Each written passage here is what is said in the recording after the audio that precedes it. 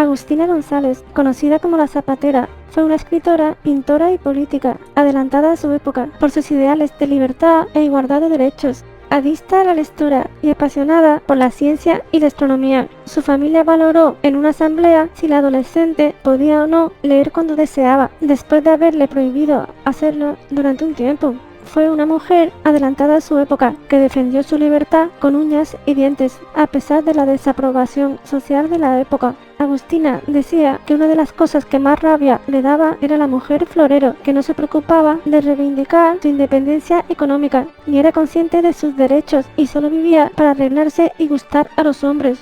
Agustina se desmarcaba de ese perfil, pues era una mujer con independencia económica, impropia en esa época de los años 20.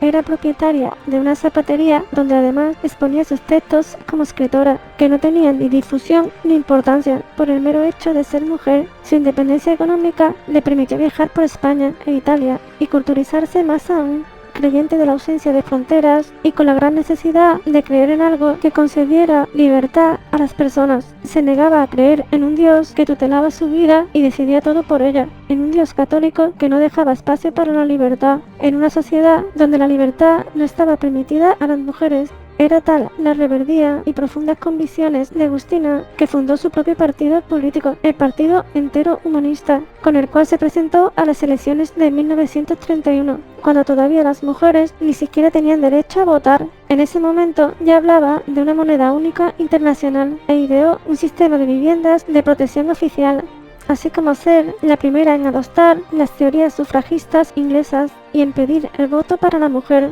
Proclamaba que los hombres deberían trabajar por la causa feminista, porque ellos son los más beneficiados, algo en lo que yo también creo.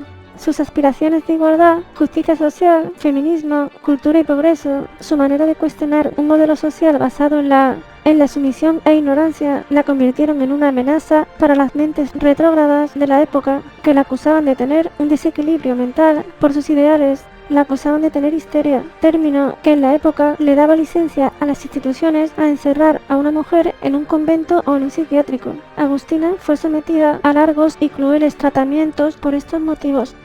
Debido al rechazo social, se las ideó para vestirse de hombre con la ropa de sus hermanos para poder acudir sola de noche a lugares que eran exclusivos de hombres. De ese modo conoció a Federico García Lorca. Agustina había escrito varios libros y también 2 obras de teatro, Cuando la vida calla y Los prisioneros del espacio, así que tenía bastantes cosas en común con Lorca, tanto en su profesión como en sus ideales. Se hicieron íntimos amigos, hasta el punto que ya sirvió de inspiración para García Lorca para crear su personaje de la zapatera prodigiosa, y también el de Amelia, de la casa de Bernarda Alba.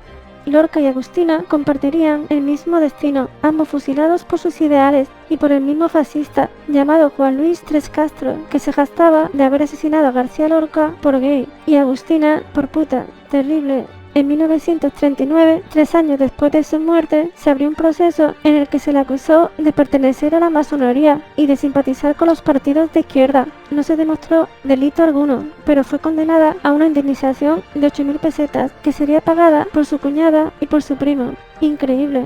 Algunos de los libros escritos por Agustina serían su propia autobiografía, llamada Justificación, y otros como Las leyes secretas o Idearium Futurismo, donde inventa un idioma visionario que se adelantó al lenguaje SMS y del WhatsApp. Actualmente, Agustina está dentro de la lista de una generación de genios, la generación del 27, de la que en su momento no pudo formar parte por el mero hecho de ser mujer y adelantada 100 años o más en su filosofía de vida. Si pudiese dirigirme a ti, Agustina, no tendría palabras para decirte lo que me ha apenado conocer tu historia, y no sabría expresarte el orgullo de ver cómo eras, de tu valor, de la adelantada a tu tiempo que estabas, incluso más adelantada que el feminismo moderno de hoy en día. Te pediría disculpas por la aberrante crueldad del ser humano, por cómo una persona es capaz de quitarle la vida a otra solo por pensar o ser diferente.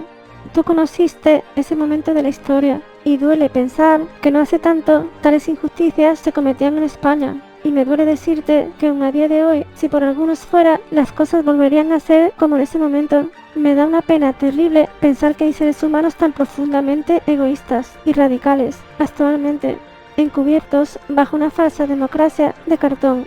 Mi profundo respeto por ti, Agustina.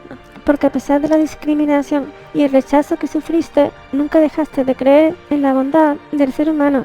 Descansa en paz.